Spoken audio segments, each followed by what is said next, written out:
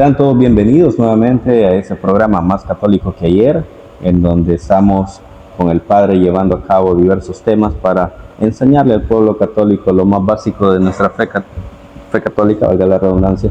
Y pues ahora tenemos un tema muy importante, que digamos que es algo que está en boga en este momento. Así que tenemos al Padre Salvador para compartir esta temática con todos nosotros. Un saludo especial para cada uno de ustedes que comparten, que se suscriben a estos videos y que también están pendientes del contenido que estamos subiendo, la Santa Misa, horas santas, otras actividades. En esta ocasión queremos compartir con todos ustedes un poquito algunos detalles de la celebración que tendrá lugar en Roma el día domingo 18 de mayo, que va a ser la misa de inauguración o entronización del Papa León XIV como obispo de Roma y de toda la Iglesia Católica.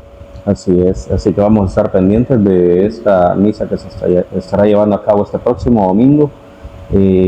Pues, ¿qué decir del Papa León? Creo que era... Sí. No aparecía en el radar realmente, ¿no? Sí. Yo creo que ha sido una sorpresa para muchísima gente, especialmente para el mundo periodístico, ¿verdad? Porque había muchas expectativas a propósito de italianos y asiáticos y alguno que otro latinoamericano, pero quizá menos, ¿verdad? En cambio, pues viene esta sorpresa de este Papa, que el Papa León XIV es alguien que realmente sorprendió a todo el mundo la elección de él. Y pues el domingo 18 va a haber una misa inaugural de su ministerio petrino, así se llama. Naturalmente él es obispo de Roma y es papa desde el día en que los cardenales votaron por él. Pero existe, ¿verdad?, esta celebración, que es un rito litúrgico en el cual se le imponen a él algunas insignias propias del papa. De hecho, de eso hablaremos en ese momento. ¿Cuál es digamos, la liturgia para esa misa en ese día? Sí. En esa liturgia principalmente se celebra en la Plaza de San Pedro, en Basílica del Vaticano, por el motivo de que el Papa está ligado al apóstol Pedro en toda su vida. Un momento particular especial es en la confesión de Pedro a Jesús, que lo ama, y que Jesús le exige también aquel amor, aquella entrega. Y por otra parte, el otro aspecto en el cual el Papa se liga al apóstol Pedro es a través del martirio. Muchas veces han aparecido algunas especies de críticas, ¿verdad?, del Papa, porque los antiguos papas han utilizado zapatitos rojos. Y realmente no ha sido por un motivo solamente estético y un motivo únicamente económico, ¿verdad?, sino que el hecho que el Papa llevase los zapatos rojos indicando, ¿verdad?, que es unido a Pedro en el martirio. Hay algunos argumentos en contra, otros a favor, pero yo creo que los que están en contra son porque no saben este detalle, esta historia. El porqué de eso, ¿no? De hecho, el Papa Francisco no utilizó zapatos rojos. No los utilizó y el Papa en algún momento explicó eso, por qué no los utilizó, pero quizás a muchas personas no les interesó o pusieron la atención en otro aspecto. Sí, porque el Papa, entiendo, y él mismo lo expresó, que eran los zapatos que le quedaban a él cómodos, ¿verdad? Y yo creo que es difícil que una persona como el Papa Francisco, que tenía 78 años, que se acomode el pie a un zapato nuevo, etcétera, pues cuesta. Entonces el Papa, por una cuestión tal vez de interioridad de él, de pobreza, pero también por una cuestión también de comodidad. No es tan fácil andar con unos zapatos que no te quedan todo el día. ¿Cuáles son las partes que se van a realizar en este ritual de esta misa? Sí. En esta misa se inicia como de costumbre, un canto de entrada, un saludo, y después del saludo vienen dos momentos particulares en las que el Papa, digamos así, recibe dos insignias que son las más particulares y propias de... Padre, esta misa no la oficia él. ¿Cómo no? Oh, sí, él mismo. Okay. Entonces, por ejemplo, el maestro de las ceremonias litúrgicas de allí de Roma, explicaba, ¿verdad?, que hay dos momentos particulares en los que se le imponen al Papa unas insignias episcopales que se llaman petrinas. Una es el palio. El palio es un lienzo de tela, de algodón, de seda, como le llamemos, lana de cordero es, confeccionado, que tiene como una forma de rombo que atraviesa el pecho y la espalda, y tiene una punta negra adelante, otra detrás, y decorado también con 6 cruces negras, y se le ponen como unos clavos, unas espadas en esas cruces, ¿verdad? Entonces eso es el palio. Y por eso anteriormente hice la aclaración de que el Papa se vincula a Pedro en esa triple confesión de fe. Tú, Señor, sabes que te quiero. Entonces, y el Señor Jesús le dice a Pedro: apacienta mis ovejas, apacienta mis corderos. Entonces, por eso el palio, propio del apóstol Pedro. Pero ¿y esas 6 cruces tienen un significado? Realmente es una cuestión de confección, de estética, un poco allí. Por otra parte, entonces está el palio, que es un momento particular, y también está el anillo del pescador que lleva el Papa puesto también en sus manos, ¿verdad? Entonces, un anillo que es una seña y es una marca particular de cada papa, porque después de cuando un papa fallece y tal, ese anillo se funde, o sea, se hace desaparecer, se hace nuevo, se confecciona nuevo. Entonces esos son los dos momentos así que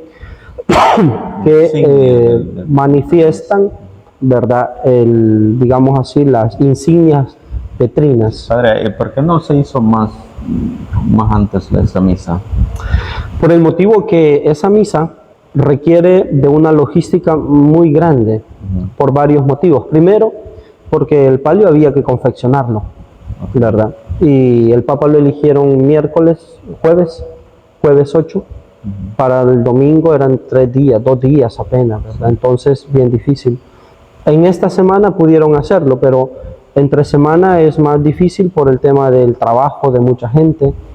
Y luego la otra situación de logística es de que a esta misa se apuntan muchísimos jefes de gobierno. Entonces se mandan invitaciones. La Secretaría de Estado, así se llama la oficina más importante del Vaticano, esa envía invitaciones con todos los países que tienen relaciones diplomáticas buenas, y hay que esperarlos. Luego ya te imaginas cómo se prepara el Vaticano para recibir a los presidentes, primeros ministros, reyes, reinas, etcétera. Una gran logística. Claro. ¿Qué esperamos, Padre, a partir de esta misa? Aunque yo creo que el Papa ya está fungiendo, sí. Pero a partir de esta misa, ¿qué podemos esperar? ¿Qué más podemos esperar? Sí, fíjate que previo al cónclave se realizan congregaciones generales, se llama, de los cardenales, en los que ellos se reúnen muchas veces, al menos en esta ocasión, si no me equivoco, fueron alrededor de unas 15 o 16 reuniones que tuvieron en el aula, un aula en la que dialogaban y platicaban de muchísimos temas, de cómo está la iglesia, qué necesita la iglesia y qué es lo que la iglesia puede aportar también al mundo. Entonces sucede que en esas congregaciones generales se establece de alguna manera un cierto programa también para el nuevo Papa. Obviamente, fíjate, Jonathan, que en la iglesia es jerárquica, y te explico por qué hago ese inciso. Por el motivo de que esas congregaciones generales platican de todos los temas que hay que abordar y que el futuro Papa tendría que trabajar y guiar, pero todas esas consejos y toda esa cosa es un consejo, porque el Papa, como jerarca, él tiene la decisión absoluta de ver por dónde comenzar a trabajar, es decir, qué temas tocar, y qué temas Digamos que quizás no tocar. recibe propuestas, pero Sí, al final él toma él la decisión de decide. lo que convenga. Sí. Y entonces, en este sentido, te decía jerárquica porque a diferencia de cómo funcionan otras realidades, un país donde hay una democracia, donde el voto de la mayoría Sí. es el que vale. En cambio, en la iglesia el gobierno es jerárquico. Para alguna persona podría parecer una cosa un poco descabellada, decir, puchiga, solo de una persona toma la decisión, ¿verdad? Obviamente no lo hace solo en el sentido de que absoluto y déspota, ¿verdad? Escucha él el consejo de todos y elige la mejor opción. Por ejemplo, Por supuesto, la asistencia del Espíritu Santo. Así es. Y no sé si comentamos en algún episodio anterior a propósito de la elección de los obispos que le presentan al Papa 3 candidatos. Sí, claro. Y el Papa estudia cada uno y el Papa elige quién, ¿verdad? Es decir, no le dicen, mire, este tiene que nombrar, ¿verdad? O sea, entre todos aquellos el Papa elige, él tiene la potestad. Padre, hay algo bastante significativo que dijo el Papa León y que creo yo que debemos de tomarlo muy en cuenta. O sea, es el sucesor de Pedro. Sí. Porque cualquiera podría pensar, es el sucesor del Papa Francisco. No. Pero es el sucesor de Pedro. O sea, Sí. esas palabras que se dijeron tienen un gran peso. Sí, así es. Sí, efectivamente esta es una idea muy bonita porque es cierto que nosotros vamos contando cuántos papas, ¿no? 267 es él. Pero realmente esto que tú dices es exacto, o sea, el Papa es el sucesor del apóstol Pedro en la sede de Roma, ¿verdad? Es decir, no es solamente una sucesión de hombres que han querido que este sea, etcétera. Entonces, es bien interesante también pues porque se busca también la legitimidad, es decir, desde el apóstol Pedro hasta hoy ha habido una sucesión legítima, ¿verdad? Entonces, por eso, con propiedad, se puede decir que es el sucesor del apóstol Pedro. Claro. Y a raíz de eso, pues, las decisiones o el manejo de la iglesia va en base a esa piedra, ¿no? A esa piedra inicial que Jesucristo nombra Pedro y hay que seguir la doctrina. Sí. Fíjate que otro detalle que creo yo que es bien importante que lo apuntemos ahora aquí es este. El Papa celebra la misa, realiza esta misa por una cuestión, digamos, de espacio en la plaza de San Pedro. Externo a la basílica, pero también ocurre que la basílica de San Pedro o la plaza de San Pedro tiene ya una estructura de templo, ¿verdad? De templo y es un lugar de respeto, se cuida como mucho. Que esté adentro se cuida muchísimo y luego allí en el atrio, ¿verdad? En la plaza es donde la iglesia recibe a todos sus hijos. Ese por una parte. Por otra parte, el otro detalle que quería compartir es que cuando se termina la misa de entronización del Papa, el Papa va hasta la tumba del apóstol Pedro, que está dentro de la basílica, está el altar mayor y debajo hay unos brazos que conducen hacia la tumba. Y allí en la tumba el nuevo Papa, acompañado de las iglesias católicas orientales, ya platicamos de eso en otra ocasión, realiza el Papa la profesión de fe, el credo.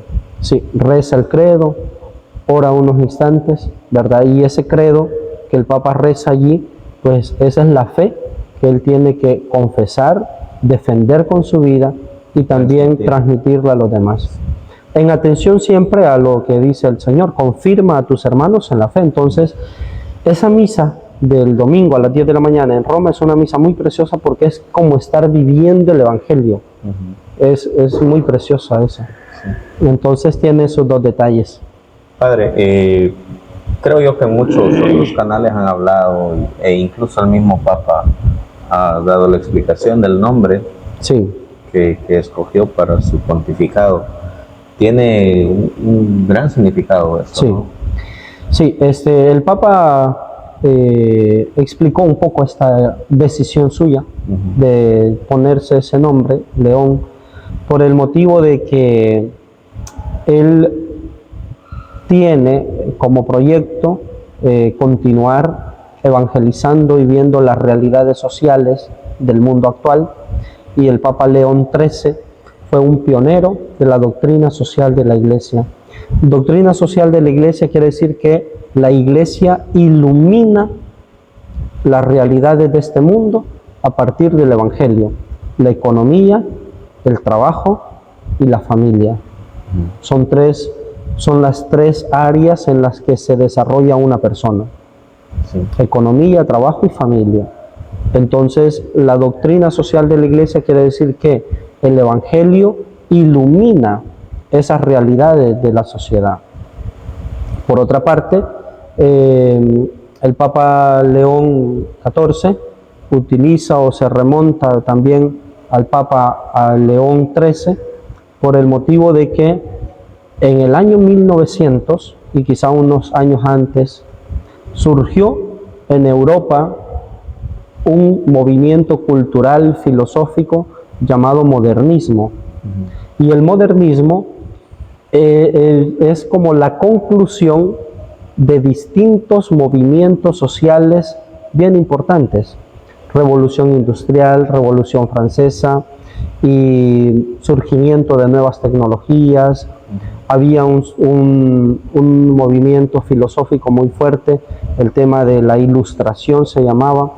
También en esa época surgió el tema de en Francia, sobre todo el tema de la enciclopedia, el saber se juntó en una sola cosa, y luego de juntar el saber también se dividió, ¿verdad? La enciclopedia, si uno hoy busca una enciclopedia, en la enciclopedia encontrás temas.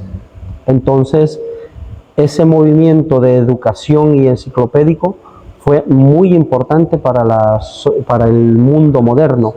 Entonces el Papa León también comenta, ¿no?, cómo actualmente se requiere también de que la Iglesia dé una respuesta a toda la modernidad que estamos viviendo. El tema tecnológico, por ejemplo, ¿verdad? Hay corriente filosófica y cultural, Jonathan, desde hace unos 20 años para acá, que se llama transhumanismo. No sé cuánto te suena esto, pero por ejemplo hay películas de cyborg, se llaman ahora una realidad, en la que por ejemplo digamos, con inteligencia artificial, pero que digamos que es un híbrido entre cuerpo humano y máquina. Entonces eso se llama cyborg, el transhumanismo, ¿verdad? Entonces, y luego la tecnología, el internet, todo esto, realmente el Papa menciona esto, ¿no?, como la Iglesia necesita ahora también responder a esta realidad. Nueva. Sí. Algo totalmente nuevo. Correcto. Que está en boga en este momento. De hecho, el Papa Francisco hablaba algo sobre la inteligencia artificial. Sí. Creo que leí algo sobre eso. Y pues, como usted lo menciona, el Papa León tendrá que darle seguimiento. Una respuesta a eso. Correcto. Me gusta esto que has dicho del Papa Francisco, porque el Papa Francisco, con su sencillez, pero con una profundidad muy grande, dijo algo a un periodista en cierta ocasión, que el periodista al final le dio un poco de risa, pero lo que el Papa decía era una cosa muy seria y muy profunda, porque el periodista le dice: Santo Padre, ¿a usted no le preocupa la inteligencia artificial? Y el Papa se tira una risada y tal, y después le dice: no, le dice, no me preocupa la inteligencia artificial, me preocupa, le dijo, la inteligencia natural, le dijo. Me preocupa que esa es la que está disminuida, ¿verdad? Entonces, de hecho va a ser superada. Claro, entonces el periodista le dio risa y tal, etcétera, pero el Papa dijo algo bien importante, porque realmente la inteligencia natural nunca va a poder ser sustituida, ¿verdad? Puede ser apartada, quitada de lado, pero no sustituida. Correcto. Sí, son nuevos retos que el Papa León tendrá que afrontar y que tratar de darle solución de la mejor manera. Sí. Como mencionábamos al inicio, o sea, una sorpresa porque el cardenal Prevost, es el apellido, no no aparecía en ninguno de los listados. No, Muchos estaban a la espera de que se cumpliera la famosa profecía del Papa Negro Sí, y todo sí. eso. Y creo que se les cayó todo eso. claro, claro, claro. Entonces, esperamos una respuesta que totalmente distinta a la del Papa Francisco. ¿Considera usted que será Ujú. subsecuente a Fíjate, lo que había manejado sí. el Papa? Fíjate, Jonathan, que el Papa ha sido claro en continuar un proyecto y un programa ya trazado por el Papa Francisco por donde tienen que ir la Iglesia. Es decir, el Papa va a profundizar y va a seguir los temas, dando respuesta a los temas del Papa Francisco, pero es un hombre, podríamos decirlo así, una terminología un poco particular, pero versátil, por su propia historia personal. Por ejemplo, en Estados Unidos dicen un papa americano, Sí. ¿verdad? Un papa estadounidense. Ok, es verdad, nacido en Estados Unidos, pero su origen paterno es francés y su origen materno es español. Nacido en Estados Unidos, criado, estudiado en Estados Unidos, pero luego ha vivido 40 años en Perú. Entonces, Selva, ¿no? sí, trabajando y Misionero. siendo un misionero.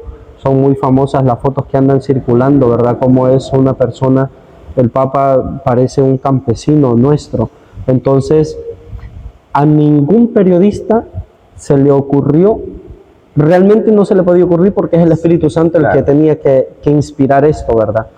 Pero es un Papa con orígenes europeos, nacido En América. en Estados Unidos y luego su vida, su corazón latinoamericano, de haber trabajado, de haber vivido acá.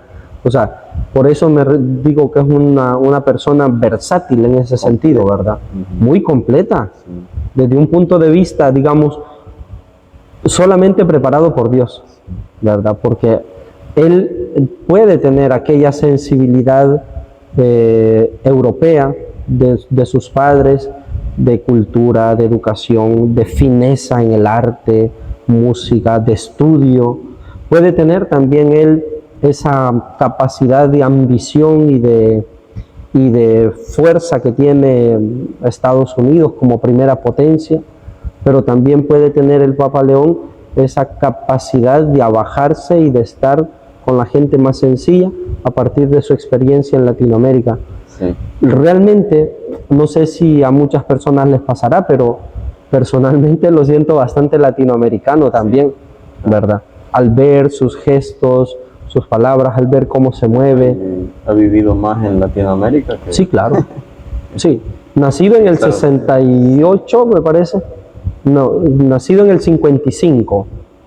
Y en el 85, 65, 75, 85, a los 30 años, se fue para Perú, ¿verdad? Vivió 40 años. Y 40 años en Perú, entonces Más de la mitad de su vida fuera fuera. de su Entonces, país natal. él, en las redes circulan muchas fotografías de un montón de gente de Latinoamérica que dice, yo estuve con el Papa, foto con el Papa. Incluso salvadoreños. Salvadoreños. Era Agustino. Sí. Agustino. Que vino a mi parroquia, vino a nuestro país, entonces muchos latinoamericanos lo presumen, ¿verdad? De que ha estado con ellos. Creo que la expectativa que la Iglesia Católica tiene con el Papa es súper alta. O sea, Sí. Yo creo que la moral está súper alta de la Iglesia. Sí. Incluso esperamos Ujú. una serie de cosas que van a fortalecer Sí, y hacer crecer más la Iglesia. así es. Sí, la verdad que Dios sabe por dónde nos va a llevar y yo creo que como cristianos católicos, con fe, con devoción, con respeto al Santo Padre, debemos de estar atentos y abiertos a ser obedientes a lo que Él nos indique, el camino que Él quiere que nosotros sigamos como cristianos, porque Él está para apacentar a las ovejas, no está para dispersarlas Claro. ni para maltratarlas, Unificar. sino para guiarnos por buen camino. De hecho, y retomo nuevamente, el Papa Francisco estuvo trabajando mucho en diálogos interreligiosos, ¿no? Sí, Era así es. tratar de buscar la unidad, y es otro reto que tiene el Papa León Sí. en ese caso, darle continuidad a eso. Sí. De hecho, bueno, se ha comentado también el escudo y un lema que ellos usan como obispo. Y el lema del Papa es in illo unum. Eso significa uno con Él, con Cristo. Entonces es bien interesante porque Él mismo quiere ser uno con Cristo. Pero ahora seguramente Él ya sabe que no es Él. Claro. Quiere a todita la iglesia unidas en Cristo. Y Él va a luchar por esa unidad como proyecto de vida, ¿verdad? Entonces yo creo que todas esas cosas, como te digo, solamente Dios las puede hacer tan perfectas. De ahí nadie. Ok, padre. Entonces tenemos la Santa Misa, el ritual, luego la visita a la tumba de San Pedro, termina la misa y ya Sí, listo es la trabajar. sí, se termina. Reuniones con los... Sí, sí, se termina esa misa el domingo. Él va a confesar la fe, ¿verdad? Luego va a dar la locución del Regina Coeli, se llama, a las 12 del mediodía, siempre allí en San Pedro. Luego, Jonathan, siguen una serie de eventos que son la toma de posesión de las basílicas. En Roma hay 4 basílicas papales, en las que desde esa sede solo preside el Santo Padre, nadie más. Y una es la Basílica San Pedro, Basílica de San Juan de Letrán, Santa María la Mayor y San Pablo Extramuros. Te cuento una curiosidad. ¿Está en Roma? relativamente cerca? Pues dentro de la ciudad de Roma, pero Roma es muy grande. Ajá. Entonces, sí, están dentro de la ciudad. Porque yo normalmente siempre he sido desde la Basílica de San Pedro. De San Pedro. Del Papa. Pero fíjate que ahorita quizá, no sé si conocías esta particularidad, la Basílica de San Pedro, digamos que es el centro de la cristiandad, pero no es la Catedral de Roma. Okay. La Catedral de Roma se llama San Juan, Basílica de San Juan de Letrán. Entonces, esa es la Catedral de Roma. De hecho, la madre, por decir así, de toditas las iglesias del mundo es San Juan de Letrán. Si queremos ver como punto de referencia cuál es la primera iglesia o la más importante, quizá podríamos equivocarnos ahí al decir San Pedro, pero es San Juan de Letrán. Porque esa es la catedral de Roma, y entonces el Papa va a ir a tomar posesión de la sede de la Catedral de Roma, va a ir a tomar posesión de la Basílica Santa María la Mayor y de San Pablo Extramuros. Pero ahí en estas basílicas hay un obispo también, ¿o? Sí, hay, yo creo que incluso algún cardenal está encargado, sí, claro. Pero no ofician ellos. ¿Cómo no? Sí, ofician y dirigen y gobiernan todo el trabajo de una basílica papal, ¿verdad? Pero sucede que la sede, digamos, aquí nosotros tenemos una sede, solo hay un sacerdote, pero allá el cardenal u otro sacerdote o obispo celebran desde otro lugar, no desde la silla del Papa. Eso es lo que significa. Entonces, allí en internet está publicado los días y la hora en que el Papa va a ir a tomar posesión de esas basílicas, que lo va a hacer después del domingo. Entonces, sí, serían otros actos, otras celebraciones eucarísticas particulares, digamos, que forman parte de todo ese inicio de inauguración del papado. Dentro del tiempo que se tardaron, bueno, casi es parecido al que hubo con el Papa Francisco, 2 días, ¿verdad? En elección. Hicimos el programa nosotros de Nadie quiere ser Papa. Sí, es cierto. Pero, o sea, relativamente fue rápido, digamos, la elección. Entiendo yo que es la, quiero ver, 1, 2, 3, la cuarta votación, entiendo que sí, la cuarta votación. Sí. Hay bien curioso, ahí vi una entrevista, pedacito de entrevista de un cardenal mexicano, y le preguntan y le dice el periodista, pero Eminencia, ¿usted ya platicó con el Papa y tal? Y le dice, sí, platiqué. Y dice que le dice, cuando íbamos de la Casa Santa Marta para la Capilla Sixtina, la última vez, dice que se fueron juntos en el mismo asiento del autobús, y dice que ya estaba bastante claro que él iba a ser el Papa. Ujú. Y dice que le dijo, bueno, cardenal, esto y esto va a pasar y yo creo que usted va a ser el Papa y tal. Y que le dijo, sí, yo creo que sí, que esto va a suceder, que por mí van a votar, pero yo estoy tranquilo, estoy bien y que sea lo que Dios quiera, etcétera. Y luego dice que muchos cardenales se acercaron y le dijeron, cuando ya fue elegido, dijeron, no cambies nada, sigue siendo tú. Ajá. Dice que varios cardenales le dijeron, sigue siendo tú, porque lo habían votado porque les gustaba su manera de ser, porque les gustaba su forma de ser como persona, ¿verdad?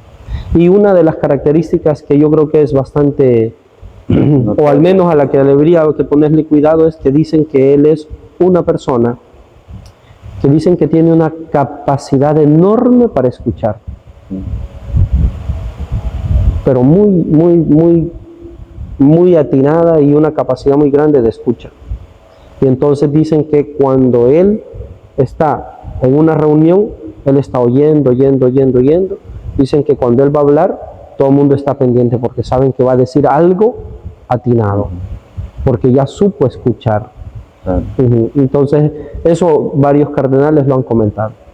Bueno, como les mencionaba, yo creo que la expectativa es muy alta y, Sí. y confiamos en Dios de que el Papa sabrá llevar la iglesia por buen Sí. rumbo.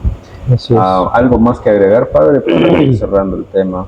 Solamente mencionar esto de que el proyecto o las acciones que el Papa va a realizar seguramente responden a esas reuniones que ellos tuvieron como cardenales antes del cónclave, y que por supuesto el Papa no es una persona déspota, sino que es una persona que va a seguir un proyecto, porque el Papa tiene la misión de ver qué es lo que la Iglesia necesita y qué es lo que el mundo también necesita.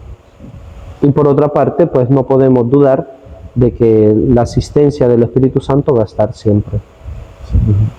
Bueno, ha sido un gusto estar con ustedes, compartir un tema más acá con el Padre, y pues esperamos de que todos oremos por el Papa para que su pontificado pues sea de lo mejor para la Iglesia. Así que hasta la próxima, nos veremos en un futuro episodio. Muchas gracias a todos por su atención. Esperamos que compartan siempre este contenido con quienes más ustedes tengan confianza y que puedan difundir estas ideas en beneficio de nuestra propia fe.